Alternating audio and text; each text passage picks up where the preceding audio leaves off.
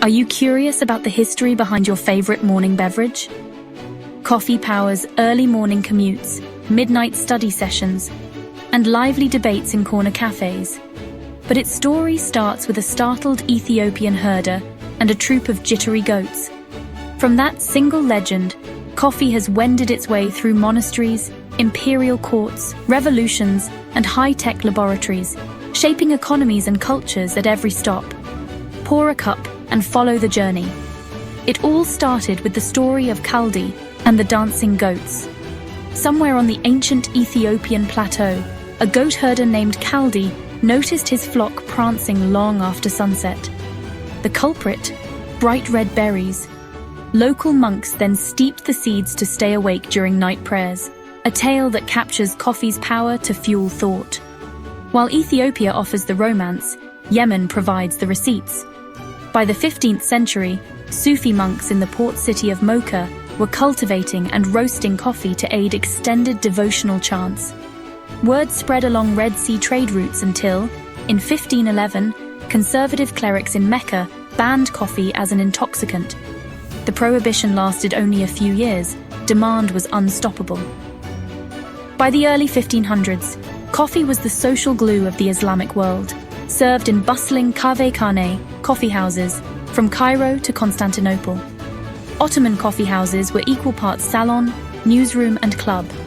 Patrons read poetry, played chess, and huddled over politics, so influential that sultans occasionally tried and failed to suppress them for fear of sedition. The clatter of porcelain cups became the soundtrack of imperial life, so influential that sultans tried to shut them down. In 1615, Venetian merchants ferried the first sacks of beans into Europe's ports. Physicians initially hawked coffee as a cure-all, but demand soon outgrew apothecaries. By the mid-1600s, London's one-penny-a-cup establishments, dubbed penny universities, offered caffeine, newspapers, and conversation to anyone with a coin, birthing modern cafe culture. In Paris, cafes like Le Procope became incubators for Enlightenment philosophy. Voltaire reputedly downed 40 cups a day while drafting polemics. Similar spaces in Vienna, Boston, and Philadelphia nurtured discourse that challenged monarchies and mercantilism. After the Tea Act and the more famous Tea Party, American patriots embraced coffee as a statement of independence.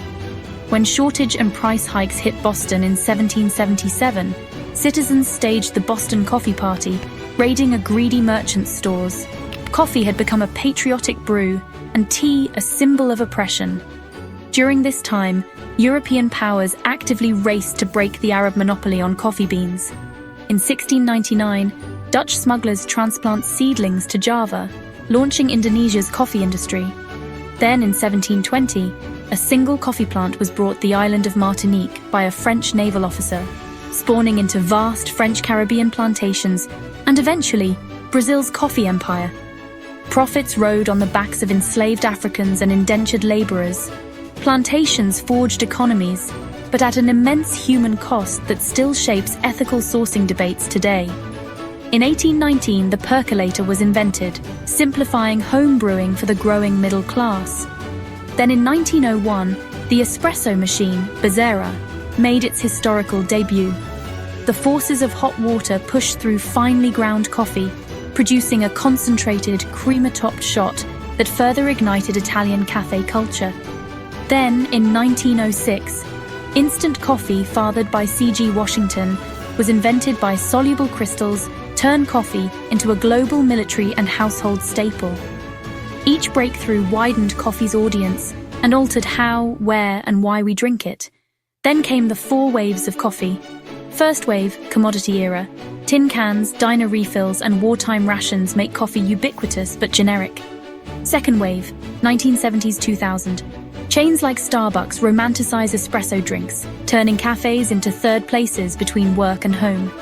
Third wave, 2000-2015. Small roasters champion single-origin beans, craft roasting, and direct trade. Coffee treated like fine wine. Fourth wave, 2015-present. Precision gadgets, cold brew taps, ready-to-drink bottles, and a laser focus on sustainability and farm-level equity signal coffee's tech-savvy, conscientious future. In Tokyo's Kisaten, Baristas in waistcoats performed theatrical siphon brews beneath glowing glass globes, a marriage of Zen patience and chemical spectacle. Early 20th century US factories learned that a mid-shift caffeine pause boosted morale and productivity. By the 1940s, the coffee break was enshrined in union contracts and labor law, cementing coffee's place in workplace culture. Across Latin America, women-run cooperatives, like Colombia's Café de las Mujeres, leverage coffee profits for schooling, healthcare, and leadership training, proving the bean's potential as a tool for social justice. From mystical berries on an Ethiopian hillside to satellite-guided roasters tracking moisture curves, coffee's saga is a mirror of human ambition, spreading ideas, building empires, and sparking reform.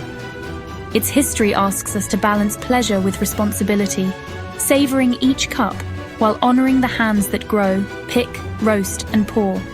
Which chapter intrigues you most? The Sufi monasteries, the penny universities, or the precision brew era of today? Tell us in the comments below and keep the conversation percolating. If you enjoyed this video, please like and subscribe to help support the channel. Thank you for watching and follow along for more sweetly southern coffee adventures.